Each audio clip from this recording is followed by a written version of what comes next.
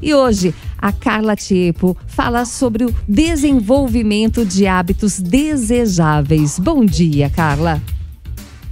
Bom dia, Ana. Bom dia, Mauro. Hoje o tema é daqueles bem espinhosos, porque todo mundo tem algum hábito desejável que gostaria de já estar praticando todos os dias de forma religiosa e ainda não conseguiu começar, né, Ana? É verdade, é verdade.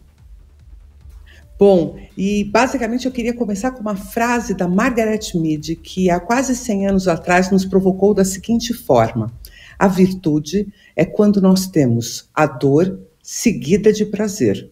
E o vício é quando nós temos o prazer seguido da dor. E isso faz muito sentido quando a gente pensa no funcionamento do nosso cérebro, porque é muito tranquilo que a gente consiga repetir comportamentos que nos trazem a sensação de prazer. E quando isso se torna muito exacerbado, nós podemos considerar que está se estabelecendo uma condição de vício, que é quando o indivíduo repete um comportamento que não está trazendo um resultado de médio ou de longo prazo e que ele está praticamente preso a esse comportamento por causa da percepção de prazer que ele começou a sentir e que depois ele sentia tanta falta desta percepção de prazer que acaba precisando voltar àquele comportamento de forma repetitiva. Isso vai acontecer de forma muito fácil com vícios que a gente já estudou bastante, como é o caso da nicotina, como é o caso do álcool e também de outras substâncias que têm esse poder. Mas hoje a gente tem visto, inclusive, as telas, também comida, a pornografia e outras tantas formas de obter prazer de forma imediata, provocando vícios nas pessoas. E é exatamente isso que acaba trabalhando de forma oposta à construção daquilo que a gente pode conhecer como virtudes. Não aquelas virtudes que nos transformam em semideuses, né? Porque isso está, de fato, bem distante da realidade humana, mas virtudes que nos permitem, através de algum tipo de obstinação ou de persistência, obter um resultado muito positivo lá na frente. Para o cérebro, isso não é tão simples dele organizar, porque quando a gente repete um comportamento e ele não nos traz um resultado de forma rápida, é muito difícil persistir neste comportamento, a não ser que a gente use estratégias e ferramentas que estão disponíveis no nosso cérebro, mas que não são exatamente aquelas mais fáceis da gente usar. As mais fáceis são aquelas que têm uma pulsão, que têm uma motivação muito grande para que a gente execute comportamentos repetitivos que nos trazem prazer imediato. Tá bom, Carla, então como é que eu posso trabalhar para desenvolver um hábito desejável, como, por exemplo, ir para a academia todos os dias de manhã, mesmo com esse tempo horrível que está armando em todo o Brasil, né? Nós precisamos fazer com que aquele momento, aquele episódio, também seja marcado com alguma vantagem, com alguma recompensa. E basicamente, nós precisamos entender que essa tenacidade fará com que cada vez o esforço necessário para realizar aquele comportamento diminua. Então, nós precisamos confiar um pouco que, aos poucos, essa dificuldade de repetir o comportamento vai diminuindo, justamente porque você está conseguindo atribuir valor àquelas experiências. Então, você realiza a tarefa e ao invés de você simplesmente desejar que passe logo e que você logo possa chegar novamente numa atividade de prazer, você pode se beneficiar e degustar a sensação e a realidade de estar naquele momento vivendo a vitória.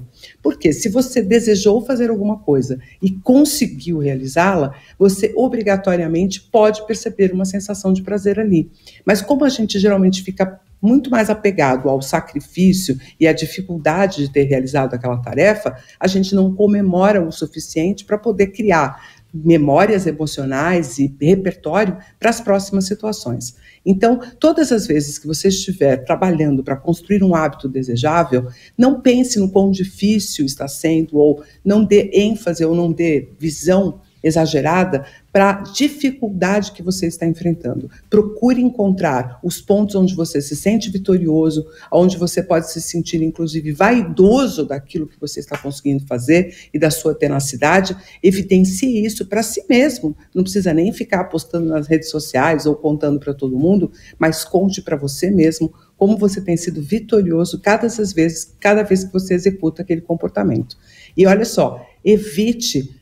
Agora há pouco nós ouvíamos, né, na sessão anterior, no Clube da Madrugada, que a Ana estava tocando, que a gente não deveria aos fins de semana, abrir mão de realizar aqueles hábitos como se fosse uma recompensa. Eu já fiz a semana toda, então no final de semana eu não preciso.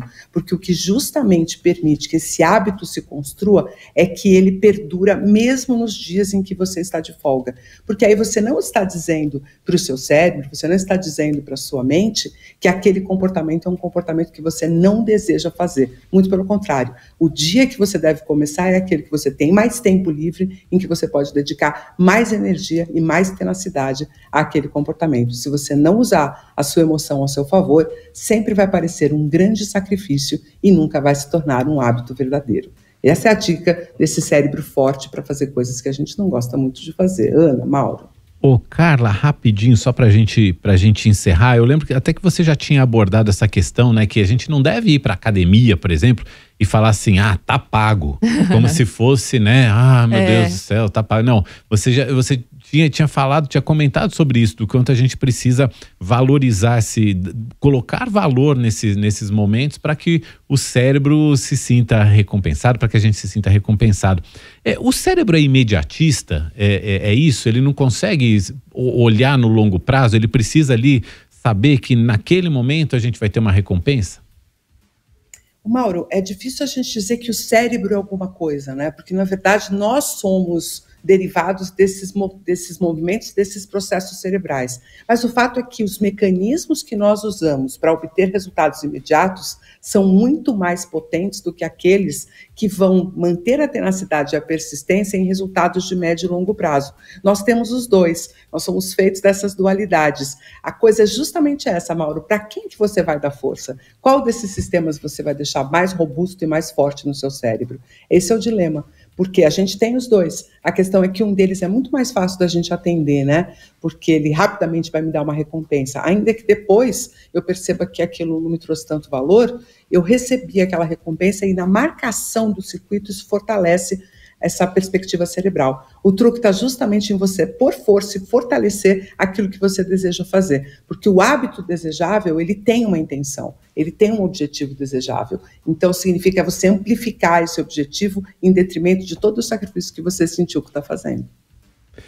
Muito bom, muito bom. Vamos exercitar o nosso cérebro. Carla, obrigado por hoje. Bom finzinho de semana para você. Para vocês também, um abraço. Tchau, tchau.